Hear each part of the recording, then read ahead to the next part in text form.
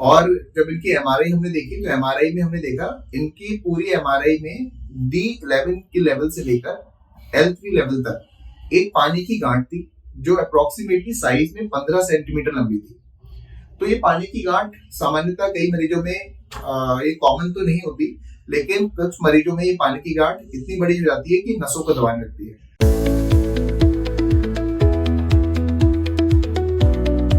नमस्कार जी, कैसे हो? ठीक हो? तो हमारे कृष्ण मुरारी जी हैं जो करीब 1.5 महीने पहले हमारे पास आए थे, जो बिहार के रहने वाले। तो पहली बार काफी समय से ये दिखा रहे थे, काफी जगह उन्होंने दिखाया। तो जब पहली बार हमारे पास आए तो उन्होंने हमें बताया कि इनकी कमर में दर्द होता है, साथ में ही बताते थे इनके पैरों में लाइटनिंग सी जैसी सेंसेशन होती है। लाइटनिंग सेंसेशन के साथ में बिजली की चमक जैसी उठती थी ना आपको, ज्यादा देर खड़े होने में भी दिक्कत होती होगी आपको, है ना? तो उस समय आपको 5 मिनट खड़े होने के बाद में दिक्कत होने लगती थी, पैरों में भारीपन रहता था, थोड़ी दूर चलते थे पैर भारी हो जाते थे। और ऐसा कितने समय से हो रहा था? 6 महीने से हो रहा था, 6 महीने से हो रहा था, और धीरे धीरे प्रॉब्लम बढ़ती जा रही थी। तो इस कंप्लेंट्स के साथ में हमारे पास आए थे। तो जब हमने इनके एग्जामिनेशन किया तो बेसिकली क्लिनिकल एग्जामिनेशन में हमने देखने के बाद में पता चला इनके पैरों में भी वीकनेस आ रही है, और साथ में ही nerve root tension signs positive थे। जैसे कि इनके पैरों में basically straight leg breathing test positive था, सैडल एनेस्थीसिया जो ब्लैडर बाउल या फिर मलमूत्र का द्वार होता है वहां पर भी इनको सुनपन था। और जब इनकी एमआरआई हमने देखी तो एमआरआई में हमने देखा इनकी पूरी एमआरआई में D11 के लेवल से लेकर L3 लेवल तक एक पानी की गांठ थी जो अप्रोक्सीमेटली साइज में 15 सेंटीमीटर लंबी थी। तो ये पानी की गांठ सामान्यतः कई मरीजों में ये कॉमन तो नहीं होती, लेकिन कुछ मरीजों में ये पानी की गांठ इतनी बड़ी हो जाती है कि नसों को दबाने लगती है। तो कृष्ण मुरारी जी की जब एमआरआई देखी हमने तो अप्रोक्सीमेटली जो स्पाइनल कैनाल थी ऑलमोस्ट 90% उनकी नस दब चुकी थी, जिसकी वजह से कंप्रेशन के कुछ लक्षण होते हैं। जैसे अगर नस हमारी रीढ़ में नसें दबती हैं तो उसमें कुछ लक्षण उत्पन्न होते हैं, जैसे कि पैरों में झंझनाहट होना, सुनपन होना, कमजोरी होना, लैट्रिन पेशाब का रुक जाना या फिर कंट्रोल चला जाना।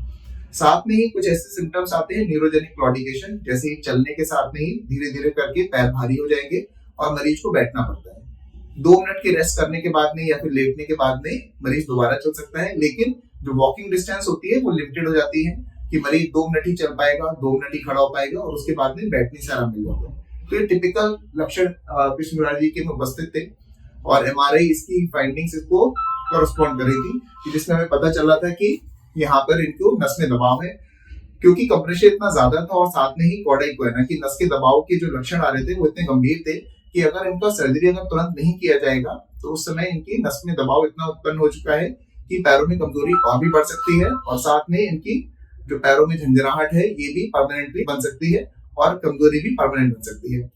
तो ऑपरेशन इनके आने के बाद में हमने इनका बेसिकली सर्जरी प्लान करी, और सबसे अच्छी बात यह है कि बिहार से हमारे पास आए और ये पूरी सर्जरी हमने आयुष्मान योजना के अंतर्गत करी है। कि आयुष्मान योजना के अंतर्गत इतनी बड़ी सर्जरी करना बड़ा मुश्किल होता है, लेकिन उसके बाद भी हमने ये बेसिकली इस सर्जरी को हमने प्लान किया पूरा। हमने इसमें सर्जरी में हमारे जो स्टेप्स इन्वॉल्व थे कि हमारा प्लान था कि हम इस ट्यूमर को एक्सरसाइज करेंगे, साथ में ही क्योंकि ट्यूमर को एक्सरसाइज करने के लिए हमें हड्डी का काफी पोर्शन हटाना पड़ता है। तो जहाँ पे रीढ़ की हड्डी में से जिस पोर्शन की हड्डी को हमने हटाया है उसके ऊपर और नीचे लेवल तक हमने स्क्रूज के द्वारा इसको स्टेबलाइज किया, और स्टेबलाइज करने के बाद में हमने इस हड्डी में ही यहाँ पर जो ट्यूमर था उसको धीरे धीरे करके डिसेक्ट आउट करने के बाद में उसको निकाला गया। और ऑपरेशन के दौरान कई कॉम्प्लिकेशन होने के चांसेस होते हैं, जैसे कि सबसे पहला मेजर कॉम्प्लिकेशन है क्योंकि ये पूरी सर्जरी नस के बगल में की जाती है। तो नस में बगल में सर्जरी करने के दौरान नस में चोट पहुंचना, नस में सूजन आना और इन्फेक्शन, ये मेजर कॉम्प्लिकेशंस के चांसेस होते हैं, जो ऑपरेशन के पहले हमने सारी चीजें आपको एक्सप्लेन करी थी। ऐसा कभी भी नहीं होता कि अगर हम बेसिकली अगर ऐसे मरीजों को हम कभी भी ऑपरेशन के लिए लें और बिना साइड इफेक्ट्स या फिर कॉम्प्लिकेशन एक्सप्लेन किए बिना सर्जरी को करना मुश्किल होता है। साथ में ही न्यूरो मॉनिटरिंग जैसे एडवांस टेक्निक्स को भी हम यूज करते हैं, जिसमें हम ऑपरेशन के दौरान भी नसों की डैमेज होने के चांसेस को हम मिनिमाइज कर सकते हैं। पेडिकल्स, तो दूसरा स्टेप था पेडिकल स्क्रू फिक्सेशन, जो अपने आप में ही बहुत ही टेक्निकली चैलेंजिंग स्टेप होता है ऑपरेशन का, जिसमें हम स्क्रूज को हड्डी में जो मिलीमीटर्स में स्पेस होता है उसमें हमें बेसिकली फिक्स करना होता है, जिससे नसों में डैमेज किए बिना हम स्पाइन को स्टेबलाइज कर सकें। अब क्योंकि ट्यूमर 15 सेंटीमीटर लंबा था तो हमें हड्डी का काफी बड़ा पोर्शन निकालना पड़ता, हमने D11, D12, L1 और L2 लेवल तक, 4 लेवल तक हमने बेसिकली लेमिनेक्टमी करी। लेमिनेक्टमी जो रीढ़ का एक ऐसा हिस्सा होता है जहां से पीछे की तरफ से हम हड्डी को हटा देते हैं, और उसके बाद में ट्यूमर को एक्सपोज किया।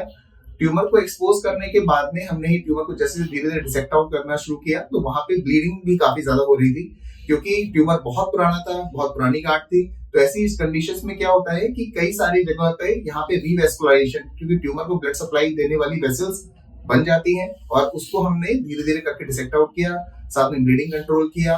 और कृष्ण मुरारी जी ने और कृष्ण मुरारी जी के परिवार ने बहुत हिम्मत दिखाई इस सर्जरी को कराने के लिए, क्योंकि बहुत सामान्यतः हमने देखा है कि रीढ़ की हड्डी के ऑपरेशन कराना, स्पेशली ट्यूमर जैसी सर्जरी कराना, तो आम जनता ये मान लेती है कि अब मरीज हमारा हो सकता है बिस्तर से दोबारा ना उठ पाए। हाँ, बिल्कुल पुराने टाइम पे ये बिल्कुल माना जा सकता था कि अगर एडवांसमेंट ना हो, न्यूरोमोनाटिक जैसी कंडीशंस सुविधाएं उपलब्ध ना हो, तो नस में डैमेज होने का खतरा काफी ज्यादा होता है।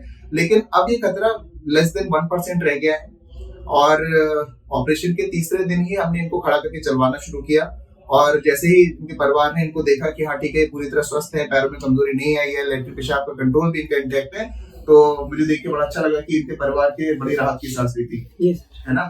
और अभी ये फॉलोअप में 1 महीने बाद आए हैं हमारे पास, और एक बिल्कुल पूर्णतः अच्छे से चलते हुए आए हैं। इम्पोर्टेंट ये होता है कि 2-3 पॉइंट्स जो मैं बताना चाहता हूँ कि कुछ मिथ्स हैं जो स्पाइन सर्जरी को लेके अभी भी बरकरार हैं। सबसे पहला है कि हो सकता है कि सर हमारा मरीज को लकवा मार जाए।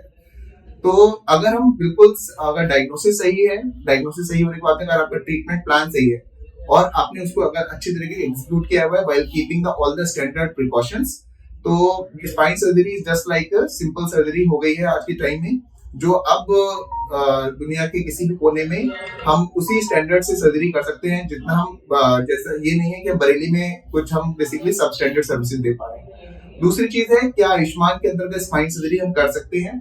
हाँ, तो बिल्कुल हम आयुष्मान योजना के अंतर्गत स्पाइन सर्जरी को पूरी तरह किया जा सकता है, क्योंकि हम मरीज से कोई भी अलग से खर्चा नहीं उठाना पड़ता है, और बिल्कुल ही निःशुल्क तरीके से हम इस सर्जरी को कर सकते हैं। क्या हम इम्प्लांट जो यूज करते हैं, क्या वो जिंदगी भर के लिए बड़े होते हैं? क्या हम बाद में एमआरआई करा पाएंगे, नहीं करा पाएंगे? तो इसमें इस्तेमाल किए जाने वाले जो पेडिकल स्क्रूज होते हैं वो टाइटेनियम के बने होते हैं। टाइटेनियम एक ऐसी धातु होती है जो एमआरआई कंपैटिबल है। भविष्य में अगर आपको किसी भी का एमआरआई कराने की जरूरत हो तो आप हमेशा करा सकते हैं। अगला सवाल आता है, क्या हम रीढ़ के हड्डी के मरीजों को या ऑपरेशन के बाद में मरीज को तुरंत चला सकते हैं? तो ये भी बिल्कुल सही है, क्योंकि जो हमारे टाइटेनियम के इम्प्लांट्स है वो हमारी बोन में जाके अप्रोक्सीमेटली 80% वर्टिकल बॉडी में जाके इंगेज करते हैं, जो इमीडिएट स्टेबिलिटी प्रोवाइड करते हैं, जिसको अगर पायलट कनेक्टिंग रॉड से हम फिक्स कर दें तो मरीज को हम अगले दिन ही खड़ा कर सकते हैं। जैसे कि कृष्ण मुरारी जी काफी यंग पेशेंट हैं, इनकी पूरी जिंदगी आगे की बची हुई है, तो मैं इनको शुभकामनाएं देता हूँ कि आगे भविष्य में स्वस्थ रहें और फॉलोअप में आते रहें। और बाकी अगर ऐसे ही अगर आपके परिवार में या फिर आपके गांव में आप जिन किसी से मिले तो आप एक मिसाल बने कि रीढ़ की हड्डी का ऑपरेशन कराना कोई अब फांसी के फंदे में चढ़ना इतना मुश्किल नहीं। आप इसको आप अच्छे अगर सेंटर पे, अच्छी जगह पे सही डायग्नोसिस साथ में ऑपरेट कराएंगे तो रिजल्ट्स बहुत अच्छे होते हैं, और कृष्ण मुरारी जी बहुत अच्छा एग्जाम्पल है।